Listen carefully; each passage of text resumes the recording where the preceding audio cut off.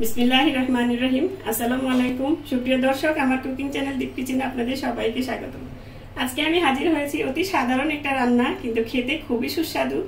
যে জিনিসটা মানে আলু পটল আর পুঁই শাক চিংড়ি মাছ দিয়ে রান্না, এটা আমার ঘরে আগে খেতে চাইতো না, আমার ছেলে খুবই খেতে চাইতো না, কিন্তু এটা খাওয়ার পরে এতই ফ্যান হয়ে গেছে, মানে এটা খুবই মানে পেট ভরে চেটেপুটেও খায়।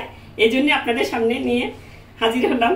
চলুন তাহলে রেসিপিটা শুরু করা যাক।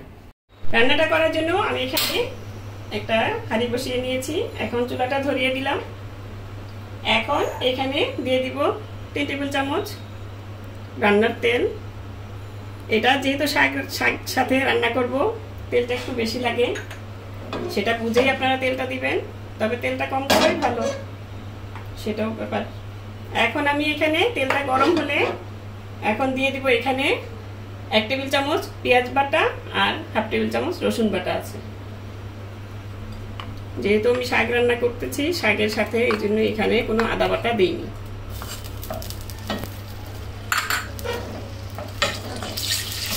এখন একটু নেড়ে চেড়ে এটা পেঁয়াজটাকে আর রসুনটাকে কষিয়ে নিতে হবে।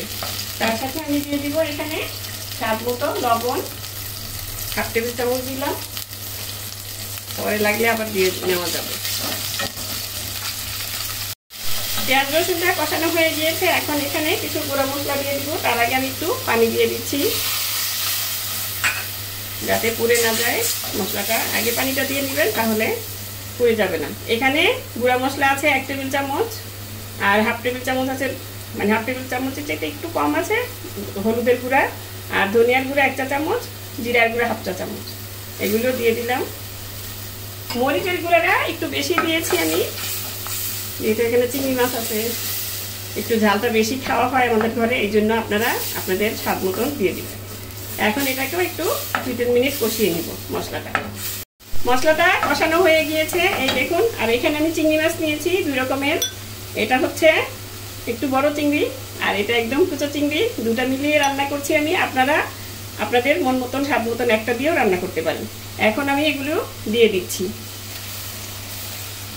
আমি ধুয়ে বেছে পরিষ্কার করে রেখেছিলাম, সেটা দিয়ে দিলাম। এখন এই চিংড়ি মাছটার সাথে মশলাটার সাথে কিছুক্ষণ 4-5 মিনিট কষিয়ে নিব। এই দেখুন কষানো হয়ে গিয়েছে।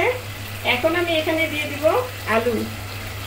এই দুটা আলু আমি কেটে ভালো মতন ধুয়ে ভিজিয়ে রেখেছিলাম, যেহেতু আলুতে ভিজানো না ভিজিয়ে রাখলে কালো হয়ে যায়, সেজন্য। আর এখানে দিয়ে দিচ্ছি প্রায় 250 গ্রাম পটল। পটলটা ছিলে আমি বিচিটা ফেলে নিয়েছি, কারণ বিচিটা থাকলে খেতে খারাপ লাগে মুখে পড়লে, সেই জন্য। এখন এটা দিয়েও কিছুক্ষণ কষিয়ে নিতে হবে। এই দেখুন এটা কষানো হয়ে গিয়েছে, আমি ঢেকে দিয়ে রেখেছিলাম। এখন আমি এখানে দিয়ে দিব মুগ ডাল। এই মুগ ডালটা আমি ভিজিয়ে রেখেছিলাম, এটা কাঁচা, এটা ভাজা না। এই ডালটা দিয়ে রান্না করে দেখবেন, খুবই সুস্বাদু হয়। যারা এই রান্না না খাবে তারাও খেতে চাইবে। এটা আমি বাসায় ট্রাই করি, সেই জন্য আপনাদের সামনে আজকে এটা দেখানোর দেখিয়ে দিলাম।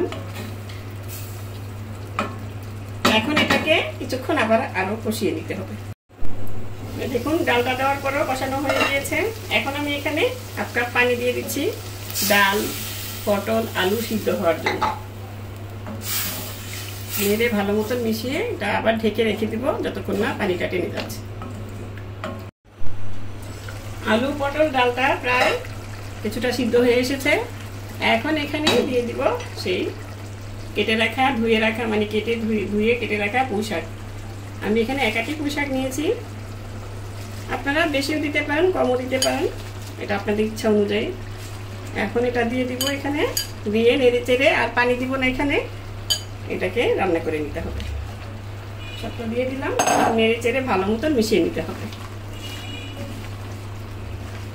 এটা নেড়ে চেড়ে ভালো মতন মিশিয়ে আমি মিডিয়াম আঁচে রেখে ঢেকে রান্না করে নেব। এখানে আমি অফ ক্যামেরায় কিছু কাঁচামরিচ দিয়ে দিয়েছি, এভাবে মাঝখান দিয়ে টুকরো করে।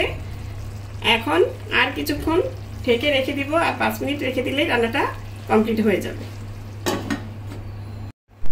ফিরে এলাম 5 মিনিট পর। এই দেখুন রান্নাটা শেষ হয়ে গেছে। এখন আমি এখানে 2টা আলু একটু ভেঙে ভেঙে দিব। এটাতে একটু ভালো লাগবে আরো। এই যে এই দেখুন আলুটা সিদ্ধ হয়ে গিয়েছে, আবার ডাটাটাও সিদ্ধ হয়ে গিয়েছে। এই যে আবার আপনার ডালটাও কিন্তু সিদ্ধ হয়ে গিয়েছে। এই যে দেখিয়ে দিচ্ছি আমি, এই দেখুন একদম পুরোপুরি সিদ্ধ হয়ে গিয়েছে। এখন এটা নামিয়ে আমি পরিবেশন করে আপনাদের দেখাচ্ছি। এই তো আমি সার্ভিং ডিশে ঢেলে নিয়েছি। এই দেখুন দেখতেও সুন্দর লাগছে, শাক, আলু, পটল, চিংড়ির তরকারি। এটার আমি কোনো নাম দিইনি, আমি প্রায় রান্না করে খাই, এই জন্য ভাবলাম যে আপনাদেরও রেসিপিটা শেয়ার করি আপনাদের সামনে। এটা যদি কেউ কোনো নাম দিতে পারেন দিয়ে দিবেন, সুন্দর নাম দিলে, নাম আপনাদের যদি মনে আসে তাহলে দিয়ে দিবেন। আশা করি আপনারা বাসায় রান্নলে আপনাদেরও খেতে ইচ্ছে করবে, মানে খুবই সুস্বাদু হয়। খেয়ে একবার দেখবেন, কমেন্টে জানাবেন কেমন লাগলো। তাহলে আজকে এই পর্যন্তই, আল্লাহ হাফেজ।